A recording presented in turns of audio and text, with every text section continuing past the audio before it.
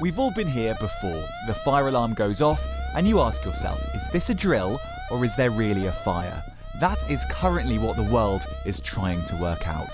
Coronavirus, or rather the reaction to coronavirus, has paralysed areas in China. The country has taken huge steps to isolate Wuhan and other major cities affected. No matter if they stay at home or are in self-quarantine or go to hospital, you need to wear a mask at all times. Today the UK stepped up its response. This was the last BA flight out of China. It's now suspended flights to and from the country. The Foreign Office has advised against all but essential travel to the country.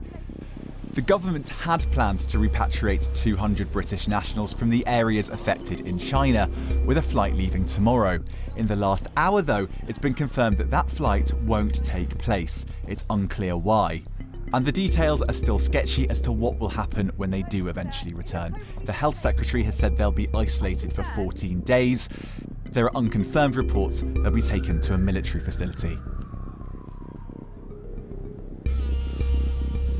Australia has announced its plan to use this refugee processing centre in the Christmas Islands as a quarantine centre. China is doing its best and that helps.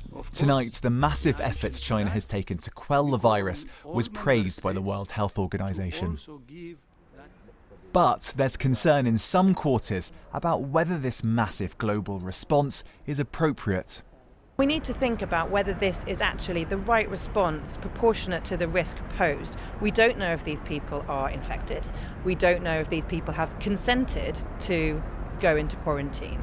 And we do know that under European human rights law, which is still in effect after Friday as well, that the response needs to be proportionate to the risk posed. This is just one of a number of strains of coronavirus. Some strains you won't have heard of because they aren't particularly dangerous to humans. Others you definitely will have, like SARS. In the early noughties, there were 8,098 reported cases of SARS. 774 people died. That means the virus killed about 1 in 10 people who were infected. Another coronavirus called Middle East Respiratory Syndrome has an astonishing death rate of over 30%. In comparison, all of the signs suggest that this strain of coronavirus is much less deadly. So far, there have been 5,974 confirmed cases. 132 people are known to have died, with a mortality rate of around 2%. But there are 9,239 further suspected cases. That would make it significantly less dangerous than has been originally projected. The question I have is the government responding to the actual threat posed by the disease or trying to calm a population's fear and panic, which may be disproportionate? Others believe that China and the West have taken appropriate action. Better safe than sorry. The question is, though, considering the massive economic impacts these measures have on China, a key driver, of course, in the world economy, how long can this containment strategy last for? I think it's an appropriate thing to do. I think the harder decision is going to be at what point do you decide we're going to stop that? And I think the Chinese are having the same issue. They're quarantining more and more people. I think it's about 30 million now in about 12 or 13 cities. They've extended the holiday for the Chinese New Year to try and get things under control. But at what point do you say, actually, we're going to stop that measure now? And those are very difficult decisions. The World Health Organization will meet tomorrow to discuss whether the virus constitutes a global health emergency. Their guidance will inform governments as to how seriously their future response strategy will be. We did ask for the Health Secretary, who chaired today's COBRA meeting on the crisis, to come on this evening, but were told by the Department of Health that they were not accepting interview requests from the media. I'm now joined by former Conservative Health Secretary and former MP Stephen Dorrell. Good evening. What do you make of the government's response so far? Well, I think it's actually extraordinary that the Secretary of State isn't explaining to journalists, but more important to the public, why the government is taking the decisions that it is. I think they're proper questions, whether this is the right reaction, whether we all believe in the precautionary principle. We all want to be safe. So I think the issues are very obvious. But what we don't know is why the government is reaching the judgments that it is reaching. And the election's over now.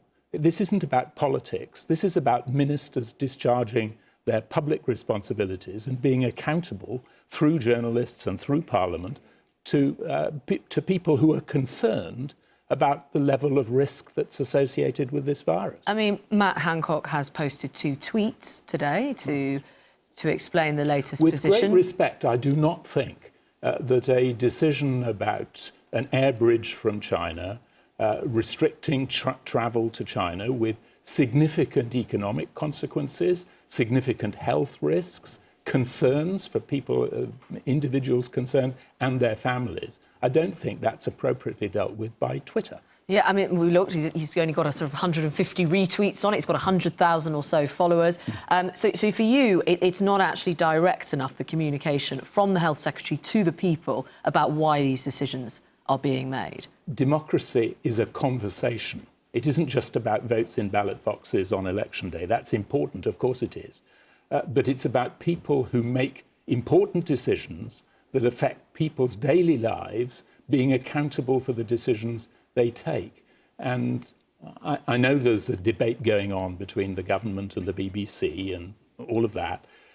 I think when ministers make decisions of this importance, they should be accountable in public and they should explain. They may well be absolutely right. I'm not criticising the substance of the decision because, frankly, I don't know, and that's what's wrong. So there's more questions than answers from your perspective and perhaps our viewers' perspectives. But here, if we look at some of the decisions of what we do know, this idea of bringing home people, UK people British people from Wuhan, we've heard this evening from the Foreign Office they've not managed to do that yet. They haven't got the clearance from the Chinese authorities. But when they do go home, they're meant to be going into some kind of quarantine for 2 weeks, perhaps on a military base.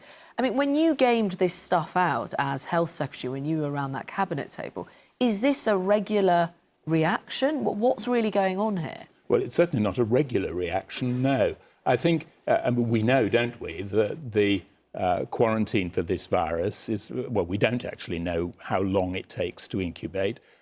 Estimates range between, as I understand it, between 3 and 14 days. So the precautionary principle would certainly say that if you're bringing people from China into the UK, where there are no reported cases yet, that you would isolate them when they get here. That doesn't seem, seems reasonably sensible. I interviewed a professor the other day who'd come back from Wuhan, and he tried to tell authorities he was back, found it very difficult to self-report. So it's not been consistent necessarily. Well, I think there's a number of issues about the operational effectiveness of policy here. We're told that the British flight can't get through, but we've seen television pictures of aeroplanes landing in the US having already started the process. Do you think the reaction is commensurate with the risk, though? Because, of course, you know, Chinese tourism, for instance, to this country is hugely valuable. The amount of money that is now not going to be spent here and vice versa. Do you think there has been the right steps taken in terms of the risk? The honest answer to that is we don't know, because those are the questions that journalists and public health professionals should be putting in public to the people who are making the decisions. And the thing that I'm concerned about is that key public health decisions are being taken but are not sufficiently accountable.